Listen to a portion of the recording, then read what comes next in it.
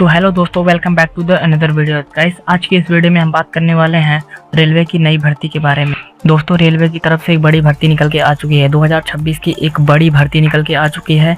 अंतिम तिथि क्या रहने वाली है, यानी कि फॉर्म भरने की लास्ट डेट क्या रहने वाली है, वीडियो में बने रहिएगा। सारी जानकारी आपको देने वाले हैं कि इस फॉर्म को आखिर कौन कौन भर सकता है। पूरी जानकारी वीडियो के माध्यम से आपको देने वाले हैं। तो दोस्तों चलिए शुरू करते हैं। सैलरी की बात करें तो लगभग आपको 60,000 हर एक महीने सैलरी मिलने वाली है।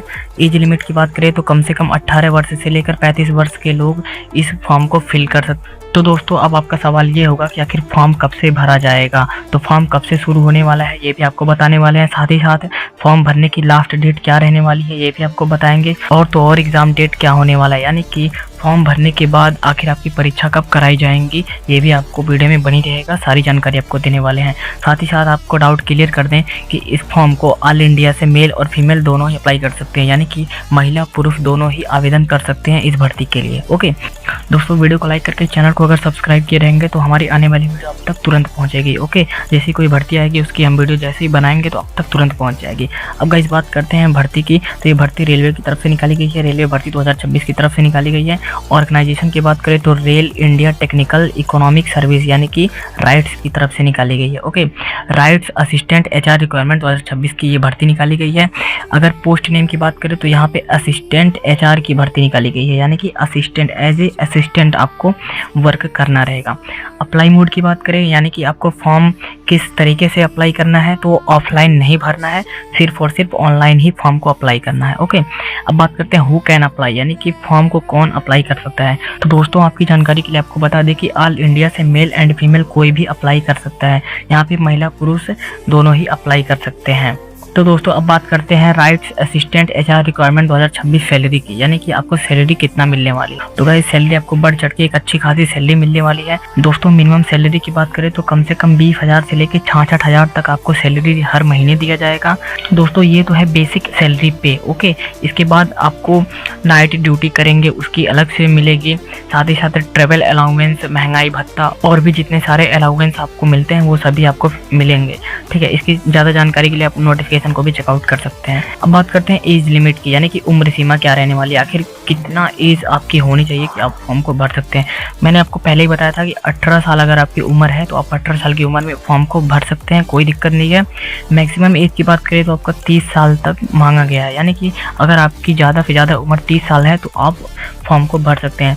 तो दोस्तों अब यहाँ पे ध्यान देने वाली बात यह है, यहाँ पे नोटिफिकेशन को भी वो लोग चेकआउट कर सकते हैं। जैसे कि आपको पता होगा कि OBC को 3 वर्ष और SC ST को 5 वर्ष की छूट दी जाती है। ओके, उम्र सीमा की बात करें तो OBC को 3 वर्ष और SC ST को 5 वर्ष की छूट दी जाती है। ठीक है, इतना तो आपको पहले से ही जानकारी पता होगा। तो अब गाइस उसी के हिसाब से आप नोटिफिकेशन को भी चेकआउट कर सकते हैं। जो OBC वाले हैं वो यानी कि 18 से लेकर 33 वर्ष तक फॉर्म को अप्लाई कर सकते हैं, और साथ ही साथ जो SC ST वाले हैं वो 35 साल तक अप्लाई कर सकते हैं। तो दोस्तों अब बात करते हैं एप्लीकेशन फीस की, यानी कि फॉर्म भरने की फीस क्या रहने वाली है। दोस्तों अगर आप जनरल EWS या OBC कैंडिडेट हैं तो आपको 300 रुपया पे करना पड़ेगा, यानी 300 रुपया आपको फॉर्म का फीस देना पड़ेगा।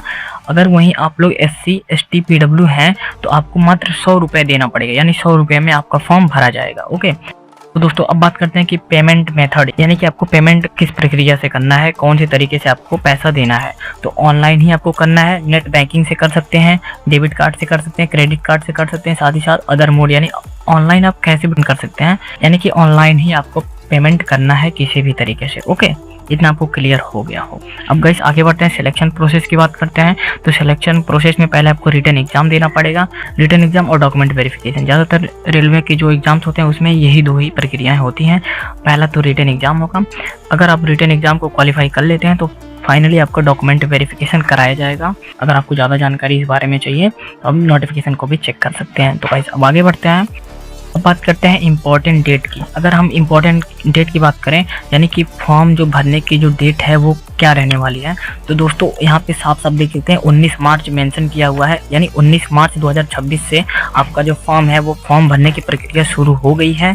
फॉर्म लास्ट डेट की बात करें, अगर लास्ट डेट की हम लोग बात करें कि आखिर फॉर्म कब तक भरा जाएगा, तो 27 अप्रैल 2026 तक फॉर्म को फिल किया जाएगा, यानी फॉर्म को भरा जाएगा। ओके, आई होप यहाँ तक क्लियर हो गया होगा। दोस्तों अब बात करते हैं एग्जाम पैटर्न के बारे में। अब एग्जाम पैटर्न की अगर हम लोग बात करें तो यहाँ पे आप लोग देख सकते हैं टोटल क्वेश्चन, यानी कि कितना क्वेश्चन आने वाला है। टोटल 125 क्वेश्चन आने वाले हैं। एग्जाम ड्यूरेशन की बात करें, यानी कि परीक्षा के दौरान आपको जो समय दिया जाएगा वो लगभग 2.5 घंटे दिए जाएंगे, यानी 150 मिनट, तकरीबन 150 मिनट आपको समय दिया जाएगा।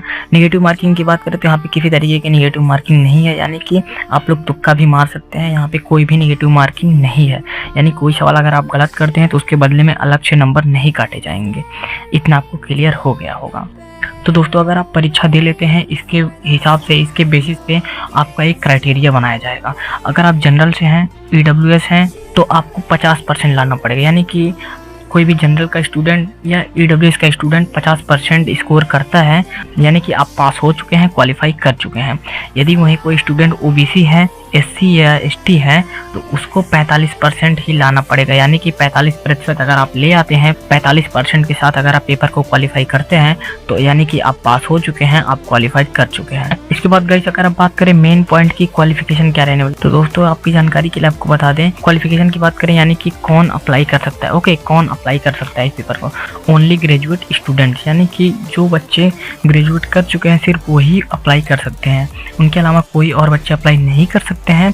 ठीक है, यहाँ पे सिर्फ और सिर्फ ग्रेजुएट वाले ही अप्लाई कर सकते हैं। इतना आपको समझ में आ गया होगा गाइस। इसके कहने का मतलब यह है कि कोई भी स्टूडेंट किसी भी रिकॉग्नाइज बोर्ड से, इंस्टीट्यूट है या यूनिवर्सिटी से किसी भी तरह का ग्रेजुएशन अगर किया है तो वो ही फॉर्म को अप्लाई कर सकते हैं। अदरवाइज 10th और 12th तक के स्टूडेंट इसमें अप्लाई नहीं कर पाएंगे। ओके, ठीक है। ऑल इंडिया से मेल एंड फीमेल कोई भी हो, अगर आप ग्रेजुएट कंप्लीट कर चुके हो तो गाइस आप अप्लाई कर सकते हैं। ओके, अब यहाँ आगे बढ़ते हैं गाइस। इंपॉर्टेंट डॉक्यूमेंट की अगर हम बात करें कि आखिर कौन कौन से डॉक्यूमेंट, कौन कौन से दस्तावेज आपको जरूरी पड़ सकते हैं, तो आपको guys passport size photo minimum आपको 4 में ज़्यादा से ज़्यादा 20 फोटो, ठीक है, इतना आपको निकलवा के रख लेना है। और फॉर्म भरते समय जो फोटो आप निकलवाएंगे वही फोटो को संभाल के रखना है, लास्ट में वही फोटो आप लगाएंगे तो बेहतर होगा।